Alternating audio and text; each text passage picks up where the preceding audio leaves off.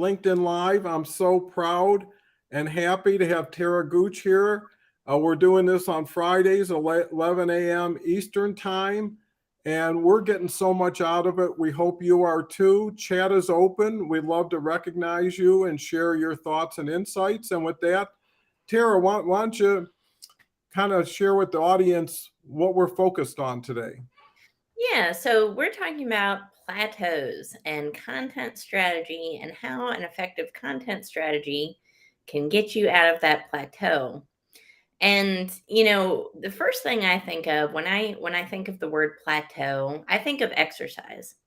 So it's maybe somebody that's been exercising for a while, maybe a couple of months, maybe a year. And then all of a sudden, they start to not see results anymore.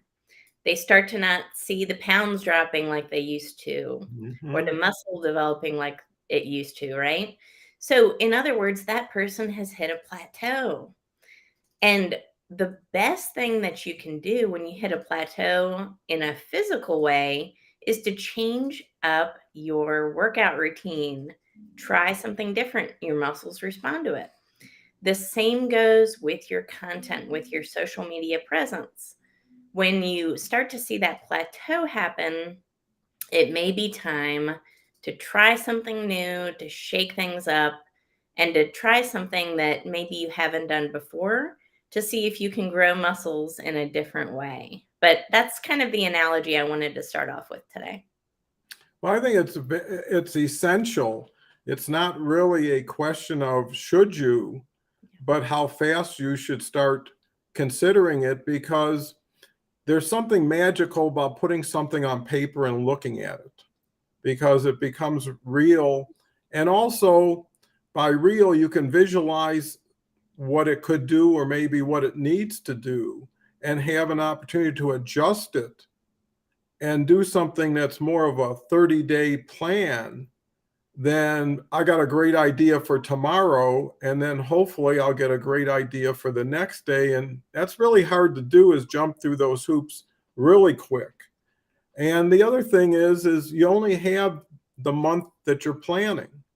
Yeah. So I always like to overserve and feel that even if I have enough, why not throw some more into the game just to make sure, but also show what one's capable of, which is not just doing enough. I think that's where plateaus come in, is people say, well, I did enough for today. Relative to what? Relative to what you got back, relative to how tired you are, relative to how redirected your interests may be. And I think, to Tara's point and to our overall reason for being, is I will confidently suggest that no one can do LinkedIn well by themselves. There's Yeah. just too much room, too much opportunity. And even if that was all there was, it's dynamic. Rules are changing, features are being added. I saw where now captions can be added to videos. And why not plug in for people who are already at the front line, you know, in action, and leverage off of what they're doing and what they could allow you to do. And it's almost like me and Tara go to the gym and you can get the muscles, right? So if we're doing the heavy lifting, and all we're doing is sharing the best of what we're learning, but also know you're not alone. You're not on your own ride. You're attached to something, somebody that may be bigger, better, faster than you are, which will make you want to leapfrog to that level.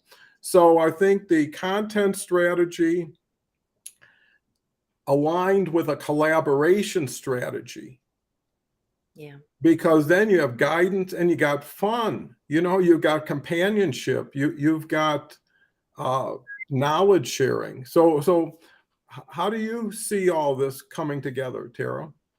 Absolutely. And I just looked up some statistics before our talk this morning, but right now, as of October 2022, this is the latest data. There's 875 million users worldwide in LinkedIn right now. So it's growing exponentially. I think the last time I checked, which would have been August, it was maybe 800, just around 800.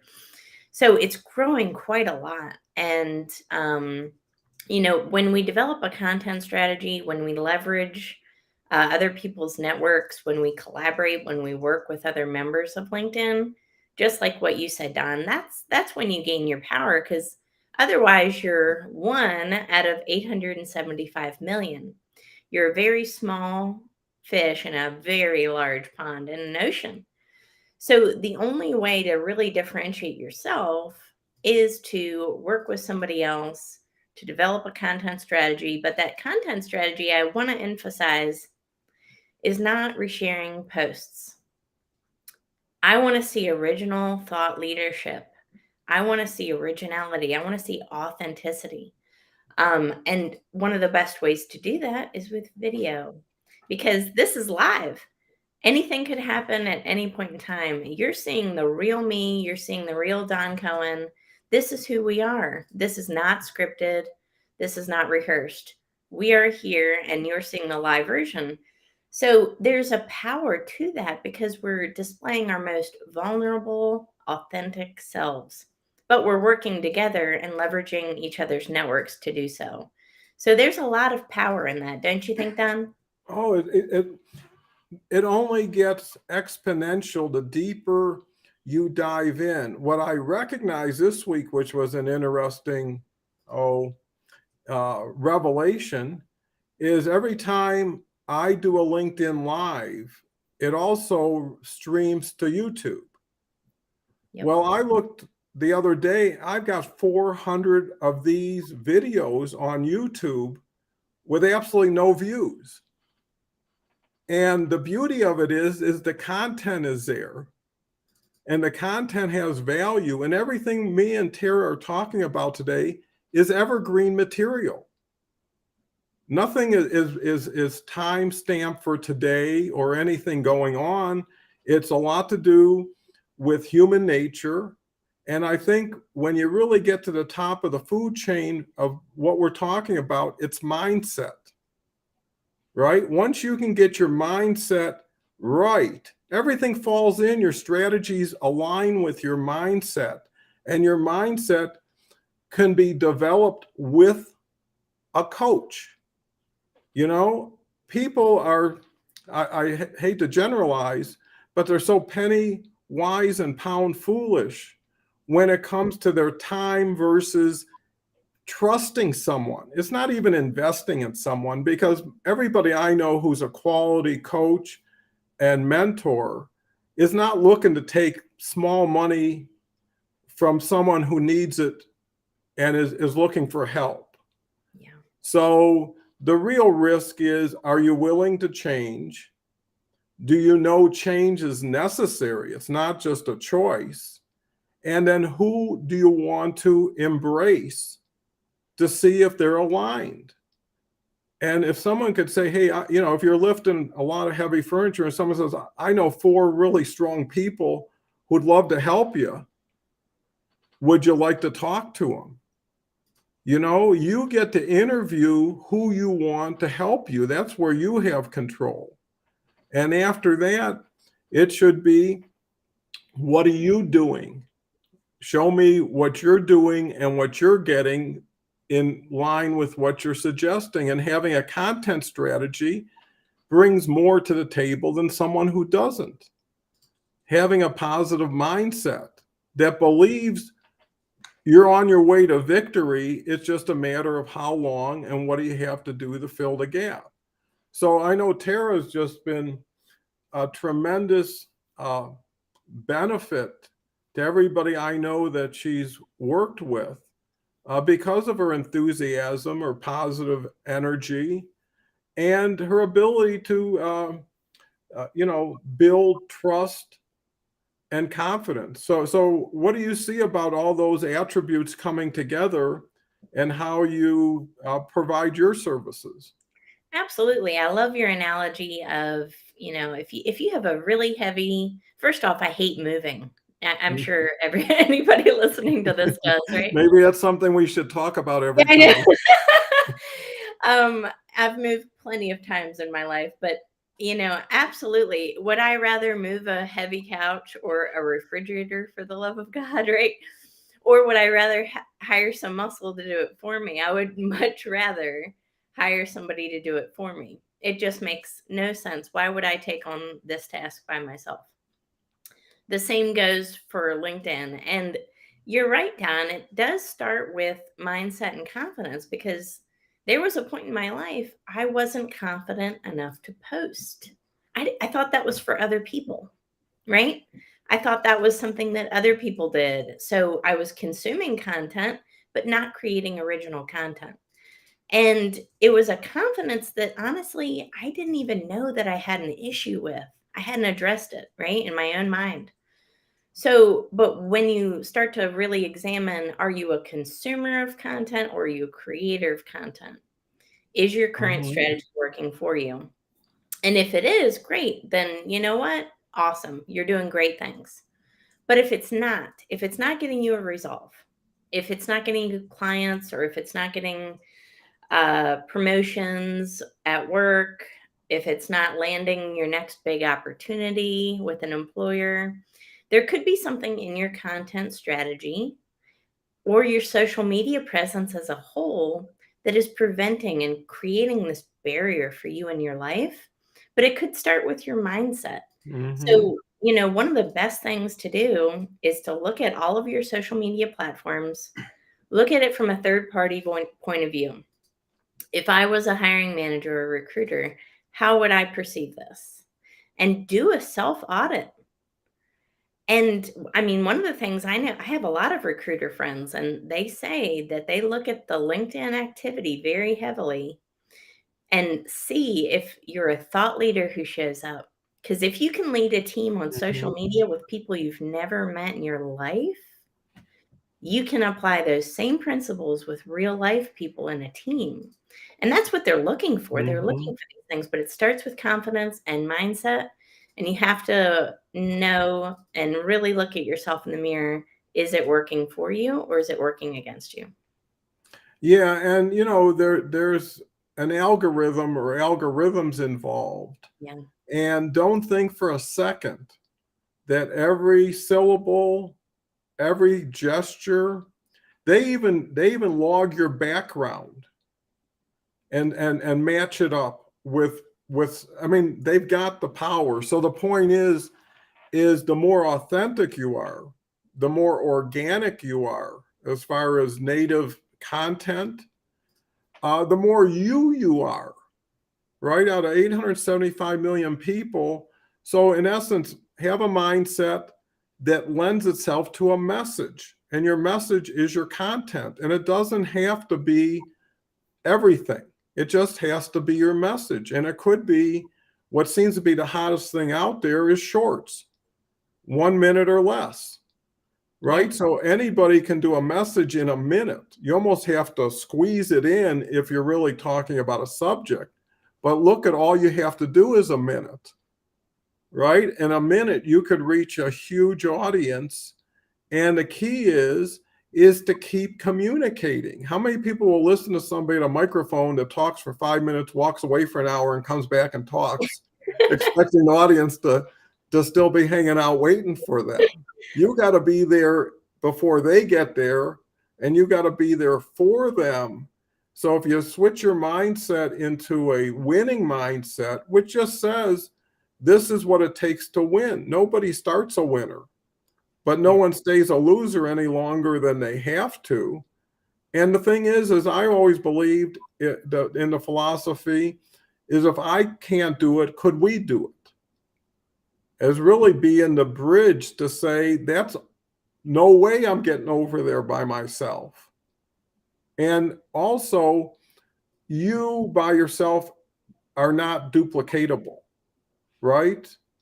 There's only one you. If you can learn how to work with and through others to build a bigger group for everybody involved, now you've got a reason for being. But also, you're building codependency in a good way, because people will take care of you to make sure you keep taking care of them.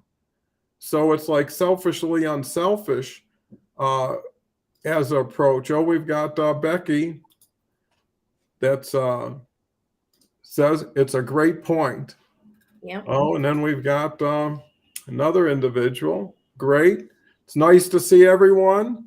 That's what it's all about, is really building an audience that feels that the time they invest into something like this brings value. I know it does for me and Tara, because this is a kind of a self-learning process that when you include people, you identify a subject, you talk about a subject, everybody gets better for being focused on that subject. And then hopefully it takes it to the next step, which is when the program's over, go to your profile, go to your people who you've been networking with. And, I think the takeaway today is be proactive and reach out with a message, right? And Tara, what other steps could people be taking to advance their LinkedIn success? You've share your stories. Mm-hmm. There's so much power to it. And I get questions all the time, is personal branding just sharing your story? It's, of course, that's a lot more to that, right? Because that's all there was. We would all have a very established personal brand and everyone would know exactly what everybody did and what their purpose was on this planet, right? But when you share your story, there's so much inherent power in that, because only you have had that story. Mm-hmm. And there's something in that that's going to resonate with somebody else. There's a leadership quality to that story, because a lot of times we go through trials and tribulations in our life and we've overcome something huge, right? Some big obstacle. Well, if you don't share that, how is anyone else supposed to be inspired by you? How is anyone else supposed to want to follow you? And why, right? So share your story, be your authentic self, show up. You have to show up. You can't share your story and leave. You have to share your story and nurture continuously. So it's, again, that's part of the content strategy I talked about earlier, is you have to have a plan of action. No one accomplishes anything by showing up, stepping out, showing up, stepping out.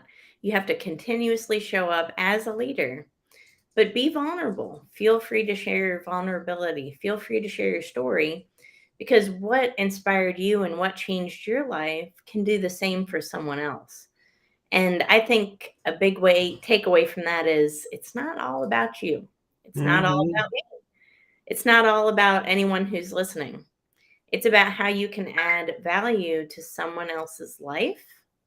And that's when you create those ripple effects that really resonate with people. And that's how you get out of how you get out of a plateau and start getting the right audience to be attracted to you. Not just any and everybody, but the right people. Because when you share your story, it has a resonating impact that can go so far and so wide, it can be felt the world over on Mm-hmm. social media, on LinkedIn. So vulnerability is good, folks. It should be a part of your content strategy. I think that's an excellent point. I think what it also shows, well, let's just bring a couple comments on before I get off on that. Okay, we have a gentleman here, feels it's a nonstop super hit. Oh, Tara, thank you so much. wow. And then we've got Cynthia, what kind of stories are best? Are we about sharing too much personal info? Good point. Yeah. I think to sharing, anybody who does it shows they're capable and willing and open to do it. So it just shows a shareability index, let's say. And here's the other thing, when you share your story, you learn again from your story by sharing it, right? You express it. There's so many things that are getting held in that also inhibit people from going forward, because it may be embarrassing, may be ashamed, and you shouldn't share anything that makes you uncomfortable. Right. Right? So stay within your comfort zone. At the same time, there is beauty to sharing an experience that someone could learn from that doesn't have to go through it. So it's almost like, paying it forward, and also about inviting people to now share their story, right? And if they won't share their story, then it just shows you've hit a plateau and moved to someone who will. And that beauty of LinkedIn Live, it's not only what you say, it's who you are when you show up for it. And if people say, hey, this is a safe, friendly, respectful person, right, who has good intention, well, that should be enough to take away the fear, cynicism, skepticism, enough to have you trust yourself to trust yourself. Everything that we're talking about, you can try. You can go back to yesterday's approach. You're not burning bridges, but you are opening doors to people. And I think the story is so important because your story should be your situation. It's how you phrase it that turns people on or off, right? If you come on and say, I had an awful day and this is everything bad that happened to me, people will run. Yeah.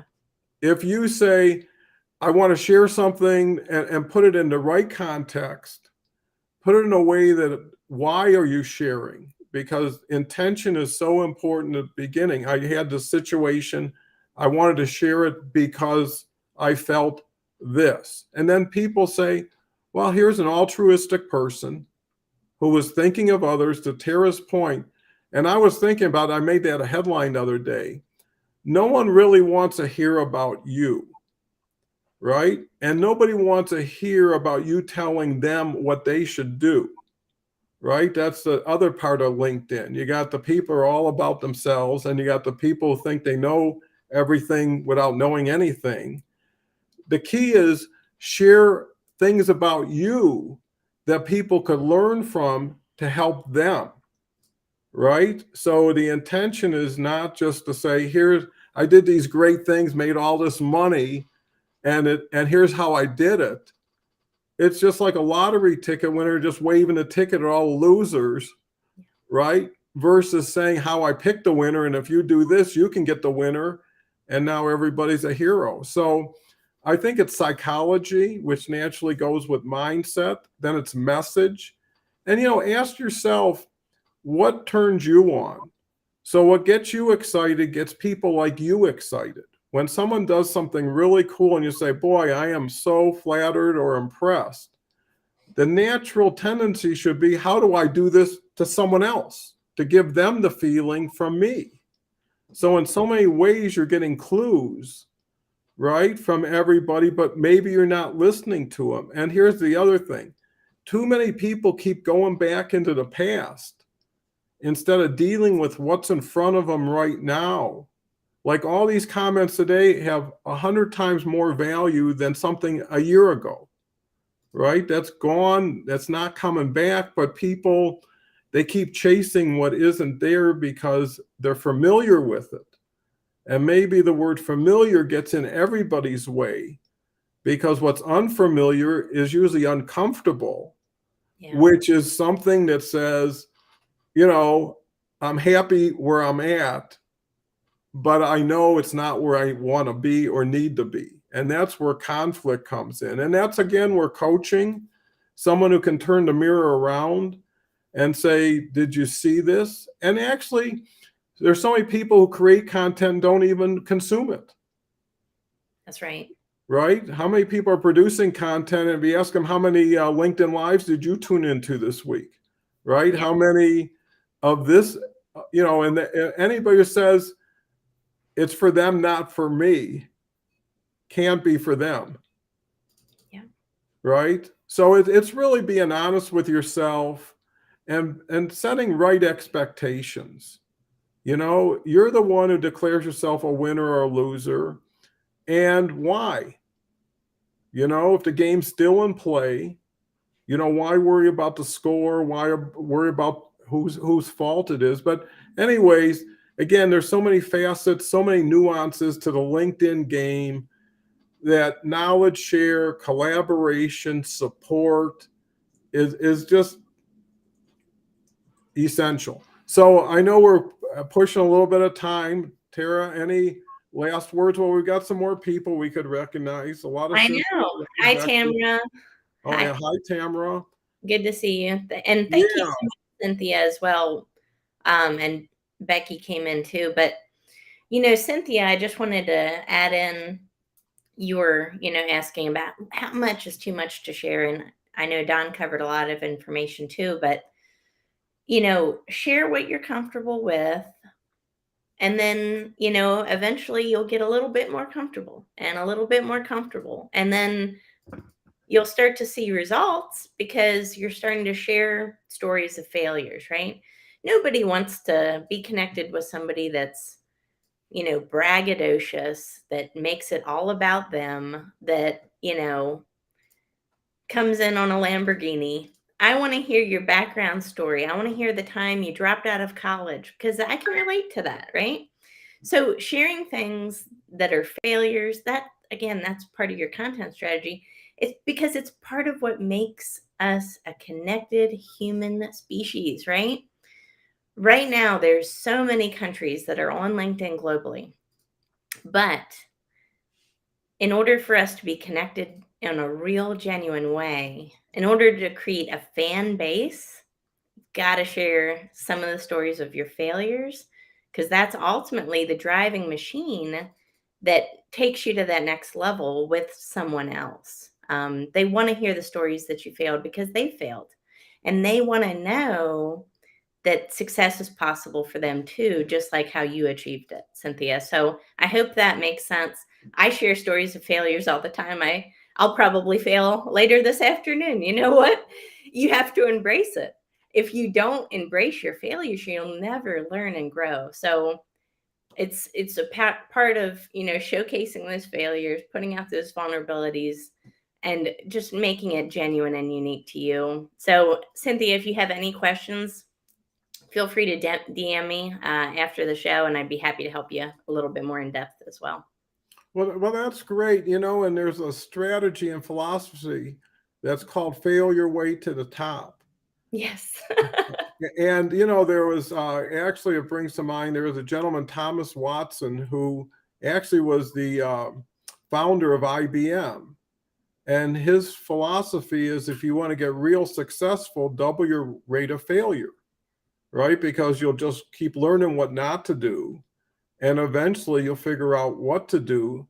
And the key is no one's a failure unless you quit, because that's the only time you have to add up the score. You could be behind, but you're you. You can change. Tomorrow, when I was listening to an Audible earlier, find somebody who's doing something you really, really love to see, and copy it.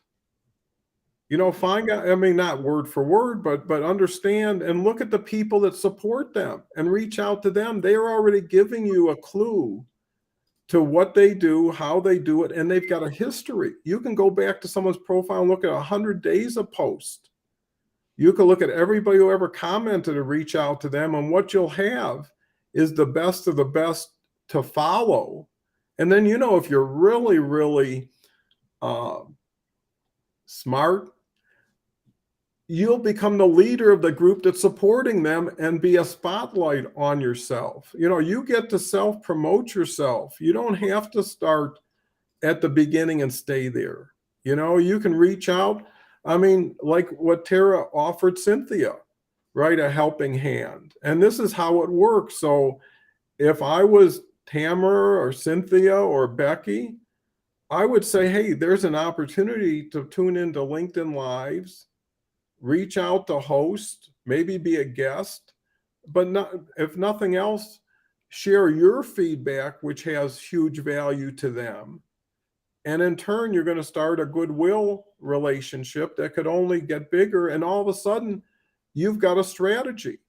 Find 5 Taras, right?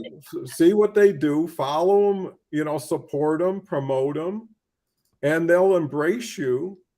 And pretty soon you're in orbit with whoever you chose to have chose you. A lot of choosing. Anyways, it was a great show today. I laughed a lot. I could see Tara's happy. And I I can just see I just got a DM, not from anybody on these comments, but I just got a direct message. Tara, I'm interested in your coaching. Wow. So again, somebody that wasn't even commenting, right? So you never know. well, I think it's because now we're starting to open it up ourselves to say, here's what we do without selling it or being salesy, but just our intent and the reason for doing it is essential for the kind of strategy we're proposing is your message, your mindset, and your mentor. Message, mindset, mentors, 3Ms, right? So, that's something I just learned just now and will expose and expound on. But more importantly, the fun story will be is whoever reached out to Tara and engages her, they'll have a story to tell to say, I was listening to a show one day and I met this great lady, Tara, and I messaged her. We started, and before you knew it, 2 years later, I had this huge, fabulous opportunity, right? And then it becomes, well, they can do it, I can do it, and we've now brought something in. So, anyways, without doing any more to help ourselves, it's great to have everybody. Look forward to. I'm not sure if we're doing one Friday after Thanksgiving. I mean, I'm open, but it's up to you. I'm always down, always. Okay, well, tune in the day after Thanksgiving, 11 a.m. Eastern Time. I hope everybody has a wonderful Thanksgiving and enjoys themselves and gets ready for the big climb ahead. Sounds good. Thanks, everybody. Thank you. Bye.